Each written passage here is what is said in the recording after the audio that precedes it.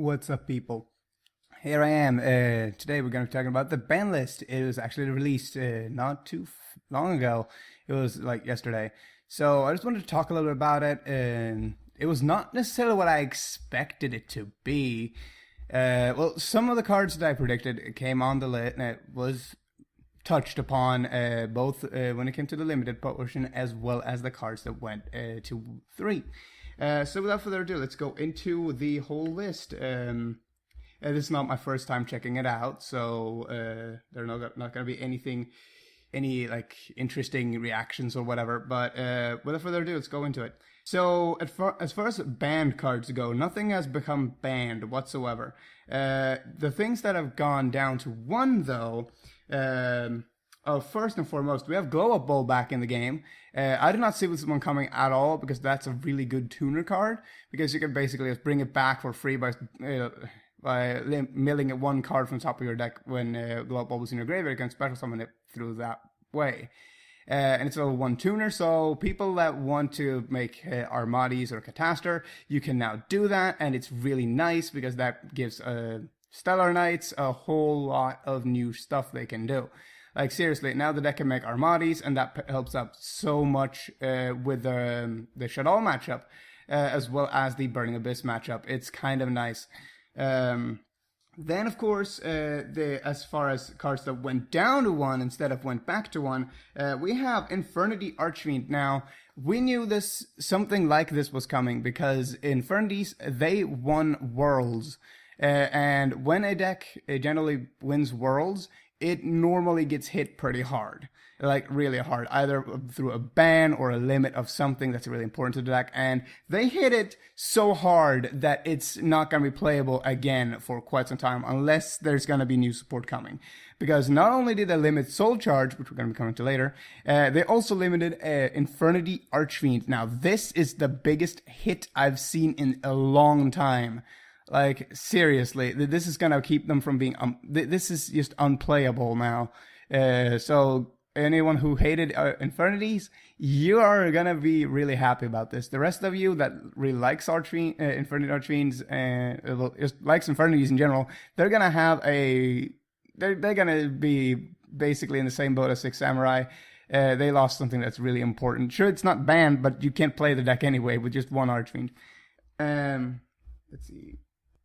As for cards that went back again, we have Raigeki coming back to 1. Now this was a big bombshell dropped by Konami. Like, seriously, giving us Raigeki again opens up a lot of doors for OTK decks and stuff like that. But I just don't see how much this is gonna change the actual meta game. It's not gonna do much, if anything, at all, because everything pays for itself, basically. I mean, the Burning Abyss monsters are just going to get their effects off. The same thing with Shaddolls. They don't care, and besides, they have Winda, so... and Winda can't be destroyed by card effects, so there's no reason to play Raigeki outside if you're playing in a non-competitive scene. Then Raigeki, it might be something for you if you're playing against some scrub or something. But Raigeki is not going to do much. I just hope to God it doesn't go back to 2 or 3 if it doesn't do anything this format. Konami should at least have that much sense, because if it's back at 3, then people are going to play it and they're going to abuse it. Next, of course, there is Soul Charge. This is a card which I wanted banned, but a limit is still very okay, because Raigeki is now at 1. People are going to be like, oh, if I play Soul Charge, what if he has Raigeki on hand? I just paid 5,000 life points and he got rid of everything. So that's really nice, I guess. It puts a bit more thought into the whole process of using Soul Charge or not, and when to use it. It puts a lot more strategy into the card. So I think that was a good hit. Not banning it, but limiting it. As for other cards, we have Super Poly now at 1. Now, this is something which I did not expect too much. I wasn't actually predicting it or anything like that. I was thinking about Super Poly, but I think that the way to hit Shaddolls was through Sinister Shadow Games, but this is still a very valid hit, because now not only did you make basically half of their fusions, not even half. It's basically like 60% of their fusions are now dead, which is like really bad for the deck, because the only two fusions they're going to be running now are, of course, the Winda and the Construct. They're not going to be running the Gistral, they're not going to be running the Shikinaga, and they're not going to run the Wind and Water one whenever they come out, because they do not want to run the field spell, because Curse of the Shadow Prison, Curse of Shadow Snare as it's called now, is generally it's okay, but it's not played in Shaddolls, and it's never going to be played in Shaddolls, because Super Pal is just too much better. But now that Super Pal is at 1, they're not going to be running their new fusions, which is kind of a bad hit for Konami, in case they wanted to make money off of the new Shaddol fusions. So yeah, because you're not going to be wanting to run any fire or water or wind or earth monsters in Shaddolls. It's just going to be light and darks, because then you can run the chaos theme to it as well. But yes. Next, of course, back to stuff that come back to 2. We have Blackwing Gale the Whirlwind. I didn't actually put this on my list of things that I wanted to get hit or / come back, because I thought that this was going to come back anyway, because OCG put it back to 2. TCG was probably going to do the same, because Blackwings hasn't done anything in ages. I mean, we got Whirlwind at 3. Which people just flipped their shit about when that card went back to 3. But now with Gale coming back, the deck is still not going to do anything. Just putting that out there. Next, of course, there is Gores coming back to 2. Now, this is interesting. Now, there are a couple of decks which I can see playing this. Like Shaddolls might be playing this, actually, but I don't see anything else outside of Shaddolls that are going to run this at all. Maybe Fire Kings, just maybe, but I'm not entirely sure. Because Fire Kings aren't really that back row heavy. So Fire Kings might actually be running this, but yeah, Gore's not going to do much, even though it's a very powerful card. Don't get me wrong, it's really powerful, but it's not going to be doing much unless it comes back to 3, I think. Next, we have Ceasefire coming to 2. I'm not entirely sure what to feel about this, because I don't see why this thing was at 1 in the first place. I mean, sure, burn decks can utilize this pretty hardcore, but it's like, well, what's Ceasefire gonna do today?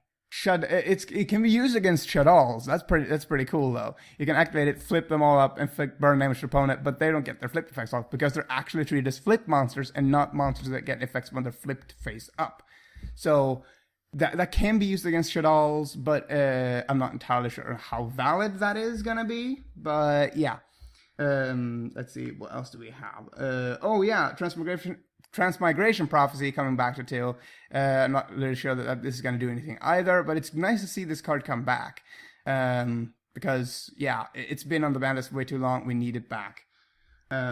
It's basically a better DD Crow, in case you're interested. It just returns 2 cards from the graveyard back into the deck. In either player's graveyard, of course. So you can take it from your own or your opponent's. So it has double utility. Next, of course, we have the cards that came back to 3. Now, this is the really cool stuff, aside from maybe Raigeki and Glowbulb coming back to 1. Now, first is, of course, the Coach Soldier Wolfbark. Everybody wanted this. Like, seriously, when Altair and Dynea, it was both at 3, why should this card be at 1? Because it's the worst of the 3 cards that can bring back monster level 4s. To go for instant rank 4s. Like, seriously, Altair gets this effect off, and so does Mirmalo. So I don't see why. I don't see why Wolfbark is at 1. Was at 1 rather. So it's nice to see this card come back to 3. Now +1 Fire Fists might be a thing, and Fire Kings also will be. Not necessarily dominating, but they will be more prevalent, because Wolfbark is a really powerful card in both those decks. So we'll see what's happening there. And, let's see. As for the other cards, we have Magician of Faith coming back to 3. I predicted this as well. Why was this card even on the list in the first place anymore? It's been on there for way too long. And now we finally have it at 3, and it's still not going to do anything, because what are you going to bring back? It's just too slow. Your opponent's just going to be... Sure, bring back Raigeki. It's not going to do anything. And then, of course, Formula Synchron back at 2. That is also a thing. No, Formula Synchron back at 3, not 2. What am I saying? That's also a thing. It's not going to be super really relevant unless you're playing some kind of Synchron deck or whatever Formula Synchron at 3, I don't think that's going to be doing much for the game. Sure, it's getting more prevalent now because Global Bulb is now a thing, but yeah. And finally, we have Rhoda at 3. I was actually a bit skeptic about this list in the first place when, that fake ban list was announced, was leaked, so to speak. Rhoda was at 3 on that list, and I was like, the Rhodas can come back to 3, I guess. I mean, 6 Sams are not going to do anything, and friggin' Stellar Knights, sure, they can use a little power boost, because arguably they're the worst of the three big decks right now. Like Shadow also the best, then Burning Abyss, then comes the friggin' Stellar Knights. But yeah, tell me what you guys think about this ban list, and I'm out.